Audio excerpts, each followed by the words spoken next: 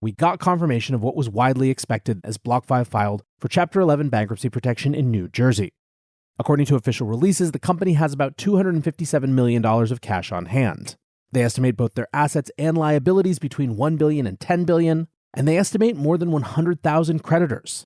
Some of the largest of those include Ancora Trust Company, which has a $730 million unsecured claim, FTX US, which has a $275 million unsecured claim, and the good old SEC, which has a $30 million unsecured claim. As you might imagine, much hay is being made out of that particular creditor. Welcome back to The Breakdown with me, NLW. It's a daily podcast on macro, Bitcoin, and the big picture power shifts remaking our world.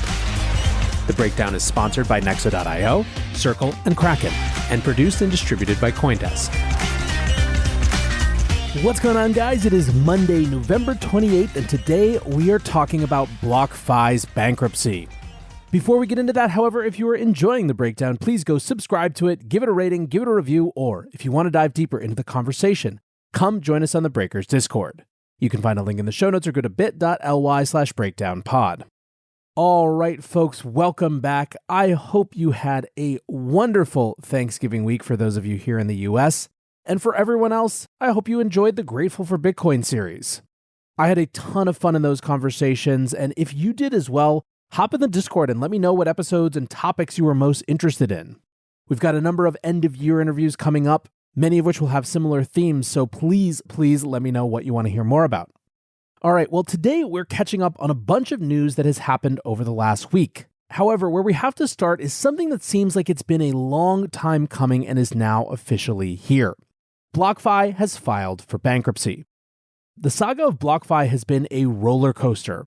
The company was a superstar, raising $350 million at a $3 billion valuation just last March of 2021. By July of that year, the company was discussing going public.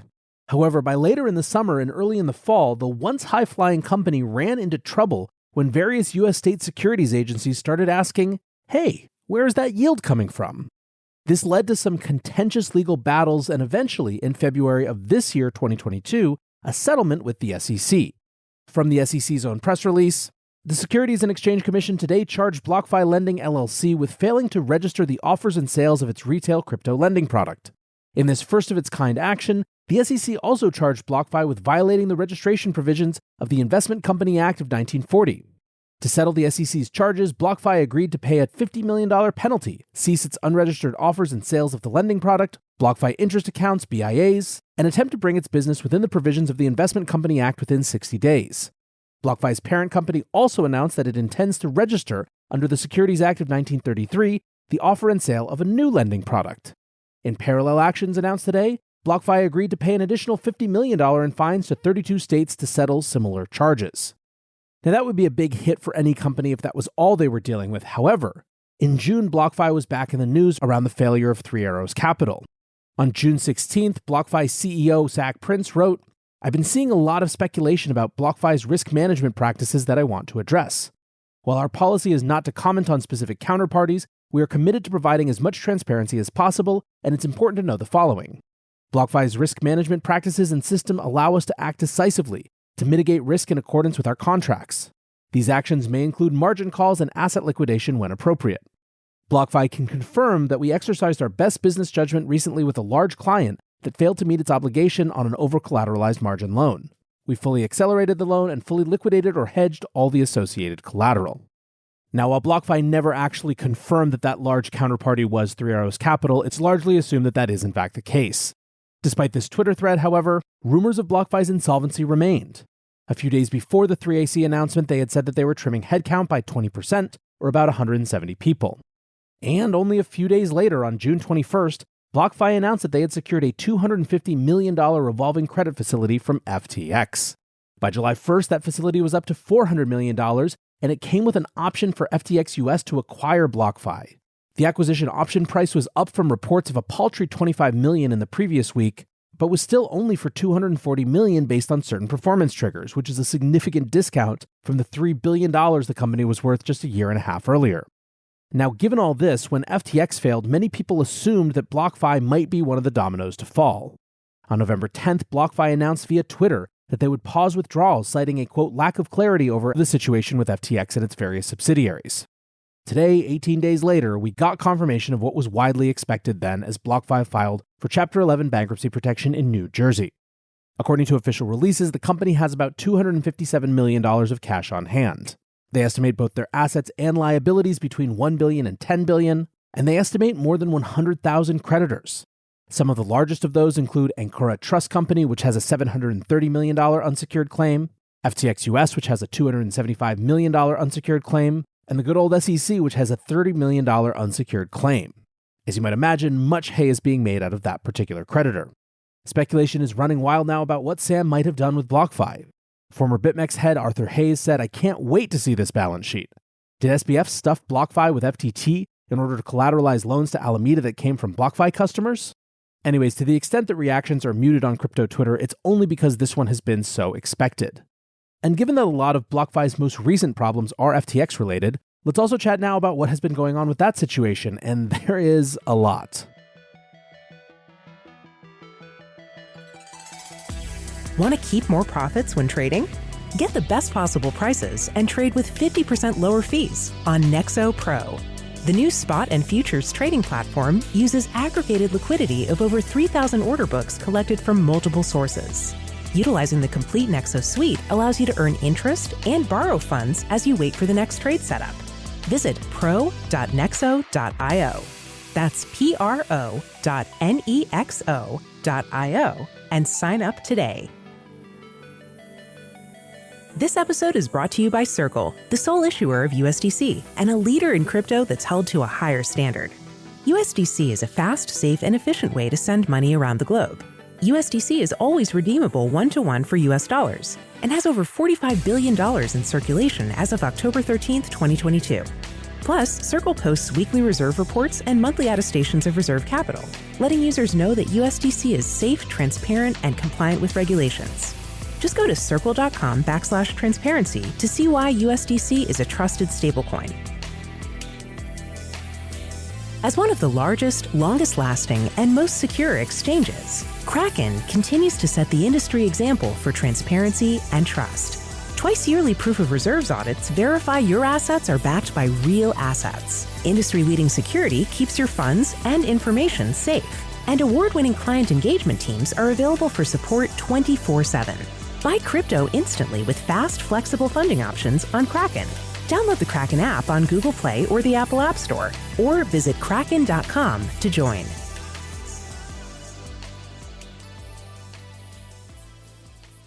To sum up where we left off, the last non-interview show was Saturday, November 19th. At that point, we had discussed how the $420 million meme raise went directly into Sam's pockets, how Sam's white-collar crime lawyers had fired him as a client, how the SEC, the CFTC, and the DOJ all said they're investigating, and how new CEO chief overseeing the restructuring, John Ray, claimed that the Bahamian bankruptcy was at odds with the U.S. process, and further, that given that the Bahamas asked for FTX to transfer some assets to them after the Chapter 11 bankruptcy was declared, that they might actively be compromised as well. And this gets us to one of the stranger dimensions of this whole conflict, which is the international dimension. On Sunday night, Ryan Pinder, who's the Bahamas Attorney General, as well as the Senator and the Minister for Legal Affairs, made a national address detailing the nation's view of the FTX collapse. One might hope that he would use this as a chance to denounce the fraudulent practices that the company perpetuated, but, alas, that is not what we saw. Instead, Pinder characterized the collapse as a, quote, insolvency crisis, which has been, quote, experienced around the world in practically every sector. He claimed that the case should be properly understood as a, quote, very large business failure as a result of questionable internal management practices and corporate governance. He viewed the catalyst of the FTX collapse as the exchange suffering a liquidity crunch or a run on the bank. And of course, we've seen this framing in media sources as well, basically blaming Binance CEO CZ for instigating a bank run on a competitor and treating the collapse as a normal corporate failure rather than asking why FTX failed to be able to service customer withdrawals, especially given that their terms of service laid out that customer funds were held on trust rather than used for other purposes. Now, sidebar, this is one of the most important things to be paying attention to right now as relating this entire situation. It is extremely clear that Sam is trying to turn this story, his FTX story, into one of managerial incompetence rather than fraud and deception. This is, to be clear, another lie. Don't get me wrong, there was incompetence to be sure, but it was incompetence that happened on the back of illicitly shipping billions of dollars of customer funds that he had promised not to a hedge fund to do God knows what with, which is not incompetence but fraud. If there's one thing to keep repeating, it is that fundamental truth in this situation. Anyway, the biggest thing about the whole Bahamas speech was that it was a clapback at John J. Ray for accusing them of potentially being involved in some of the nefarious practices. Regarding John Ray's remarks, Senator Pinder noted that there were ongoing civil and criminal investigations which should not be commented on and said, quote, "We urge all authorities here and abroad at a minimum to exercise at least the same amount of prudence and restraint in their public commentary as we do, so as not to prejudice any of the proceedings that are ongoing." Directly speaking to the US-based bankruptcy proceedings, Pinder suggested that, quote, "It is possible that the prospect of multi-million-dollar legal and consultancy fees is driving both their legal strategy and their intemperate statements," and went on to, quote, "urge prudence and accuracy in all future filings in all matters." Any attempt to lay the entirety of this debacle at the feet of the Bahamas, he said, would be a gross oversimplification of reality. "We have been shocked at the ignorance of those who have said that FTX came to the Bahamas because they did not want to submit to regulatory scrutiny," end quote. Now, it's clear from Sam's statements that he sees aligning with the Bahamas jurisdiction over the US as key to the existential battles he's fighting. Since his long, meandering, non-apologetic 32-tweet thread on November 16th, he's had just 5 retweeter quote tweets. 4 of those were regarding this speech, which I think gives clear further evidence of where Sam sees his alignment. What's the 5th quote tweet, you might be asking? Oh, just confirmation that Sam will be speaking with the New York Times' Andrew Ross Sorkin at the DealBook Summit on Wednesday. Wait, what? Yep. On Wednesday, November 30th, the New York Times will charge $2,499 for participants to hear from speakers including Ukraine's President Zelensky, Mark Zuckerberg, former Prime Minister of Israel Benjamin Netanyahu, former U.S. Vice President Mike Pence, and Sam. Now, the crypto community was livid, but DealBook founder and New York Times editor Andrew Ross Sorkin defended the move, saying in a tweet, "There are a lot of important questions to be asked and answered. Nothing is off limits. Looking forward to it." Look, I won't lie when I say that this is one of the most frustrating parts of this entire affair. I've spent a lot of times behind the scenes in my DMs, telling journalists asking for commentary exactly what I think of coverage so far. I don't want this to overwhelm today's show, which is really meant as a catch-up, and I'm sure that we'll talk more about it after that appearance on Wednesday. But just to leave it, I'll quote a couple of folks who I think have the right of it. Lynn Alden tweeted, "SBF remains unarrested and invited to major New York Times conferences. It's beyond weird at this point." Mike Ippolito from Blockworks just asked the question, what's the argument for why the New York Times is so nice to SBF still? Hard to believe a top 5 all-time financial criminal is getting this treatment. What's more, it's not just the New York Times. Regarding a Wall Street Journal article called "Sam Bankman-Fried said he would give away billions, broken promises are all that's left," Noah Bloom from the Ambitious Crossover Attempt podcast writes, "He did not have a plan to save the world. He had a plan to make people think he was going to save the world, instead of buying his parents a $121 million mansion in the Bahamas. You've been had." These stories are like hearing the Nigerian who scammed them is going to prison and think, "I hope he cut me that $10 million check before he got arrested." Finally, Zach Vole writes, "FTX exploded 2 weeks ago. SBF is having Thanksgiving dinner in a penthouse with his family. The New York Times will interview him next week. Amazon is already planning an 8-part miniseries about it with 2 Marvel directors. Clown World doesn't even begin to describe it." Now, all of that said, the New York Times did write an article on the 23rd that has caused a major stir. Crypto firm FTX's ownership of a U.S. bank raises questions. The super TLDR of this is that Alameda Research invested $11.5 million in a tiny little bank called Farmington State Bank earlier this year. At the time of the investment, it was the nation's 26th smallest bank out of 4,800. Its net worth was $5.7 million according to the FDIC. And remember, this was an $11.5 million investment. So why would FTX and Alameda be interested in this bank? Well, it's not exactly clear. What is clear, however, is that in 2020, the bank was bought by FBH. The chairman of FBH is John Chalopin, who is also the chairman of Deltec Bank, which is also based in the Bahamas and whose best-known client is Tether. I am not going all the way down the rabbit hole today because I think this is going to be a topic that keeps coming up.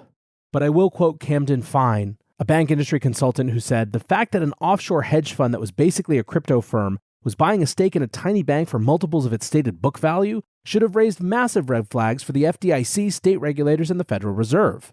It's just astonishing that all of this got approved." So where we are now with the FTX saga is that we are at the hearing stage of this problem.